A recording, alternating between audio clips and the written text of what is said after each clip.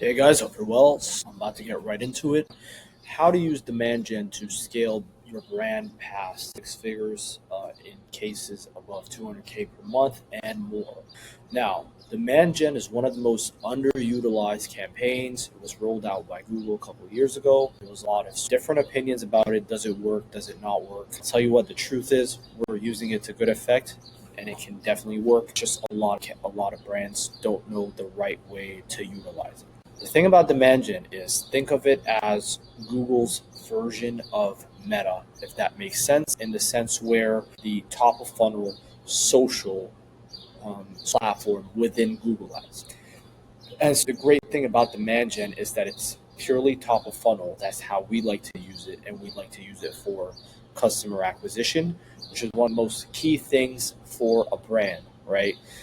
The thing with a lot of agencies is that they really focus on bottom of funnel traffic with lots of branded traffic, lots of remarketing, whereas the real issue is in generating demand. That is the biggest challenge, is generating top of funnel traffic and within lowering the cost of new customer acquisition. And that is what we like to focus on, right? In this case, you're saying you have during that month, we've increased costs by almost 200%.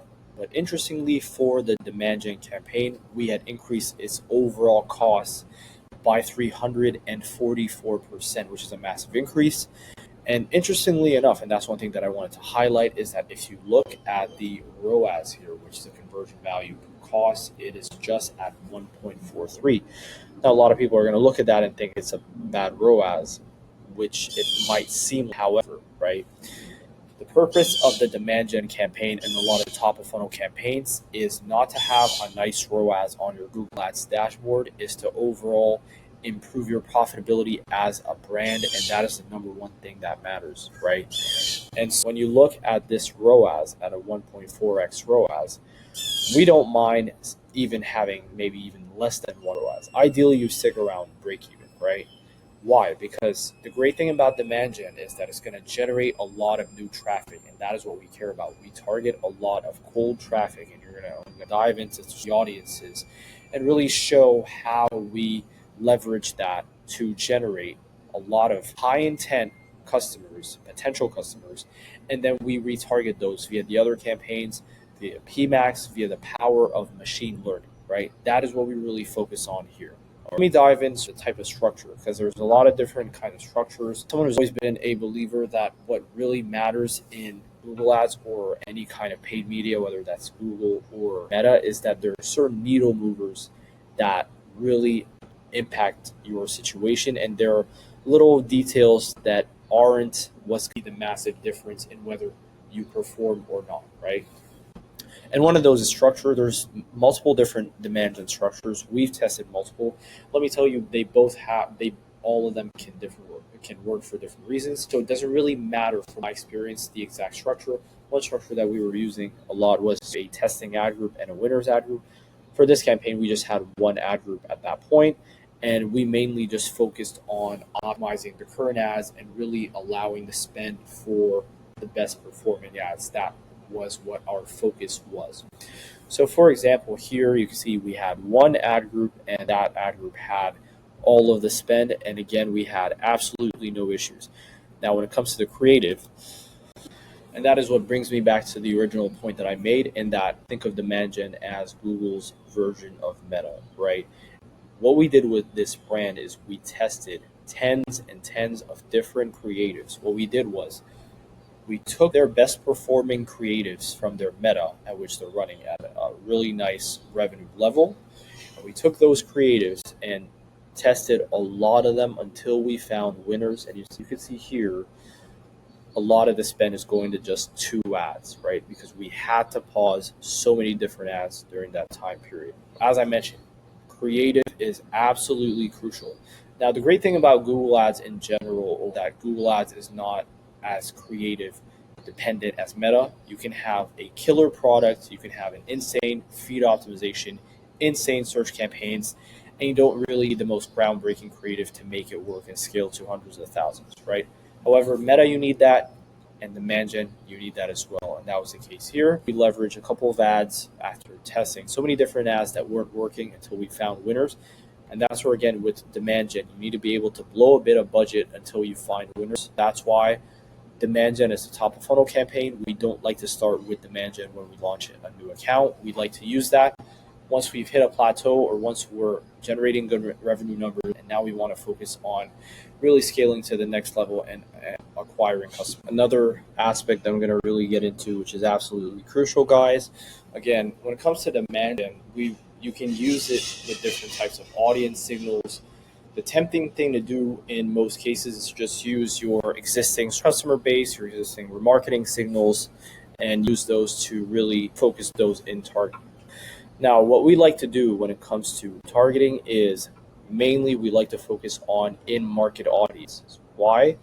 Because they're a high-intent audience that is looking for your product or your tool, and so you know that they have the intent is there, and so there's no better way to acquire new customers than target the customers that are aware of your problem and they're already searching for a solution, and that's where you show up with a demand gen ad. Now, again, when it comes to demand gen ads, you can use different types of ads, whether image ads, YouTube ads. We like to go with YouTube, tend to perform the best after testing so many different ads, so many different brands across the years. Now, what you want to do typically with Shorts ads, YouTube Shorts, whether it's best on Google Ads, is that you use Shorts with a strong hook that are about 30 to 60 seconds long. Obviously, you can really showcase the benefits of your tool or your product, and you can show how it can help your customer, provide them a solution that's not available in the market. And you must make sure that you have a strong call to action. Now, obviously, that's where you really split test different hooks, different types of visuals as well, that you leverage that. And you also really split test a lot of different headlines. I have a little bit of a bonus here. That's something that also you really want to apply if you want to really scale to the next level. And the clients that we have that really scale and hit those big numbers are the clients that really don't leave anything lacking within their funnel. Their funnel is fully optimized from start to finish. Their entire sales process is absolutely impactful. Okay. And so one thing you can start by doing is really implementing separate landing pages. If you have different tools for different products, for different kinds of customer profiles, you can really test with separate landing pages. You can also definitely test with advertorials, which is really killing it for demand gen and for top of funnel. In which case, this basically it's a listicle, or it's a informational kind of landing page where you really offer genuine value to the user. You really showcase why that problem should matter to them, why they should take action, what's in it for them, what are the kind of benefits they can get from such a product or such a tool. And that's when you can really showcase your tool as being the solution for that kind of issue. Advertorials and using the right kind of landing pages for maximizing profit is massive. Another thing that you really want to use in conjunction with demand gen is adding further top of funnel campaigns. One type of campaign we like to use is competitor campaigns. I'm not going to get into that so much in this video, but basically with competitor campaigns, we focus on targeting competitor brand terms, keywords of their brand terms. We like to start with exact match keywords. As we gather more data, that's when we switch to broad match keywords, because the account has significant learning that allows us to really target successfully and profitably. And also, on top of that as well, we also leverage different types of campaigns, such as obviously so many different types of search campaigns.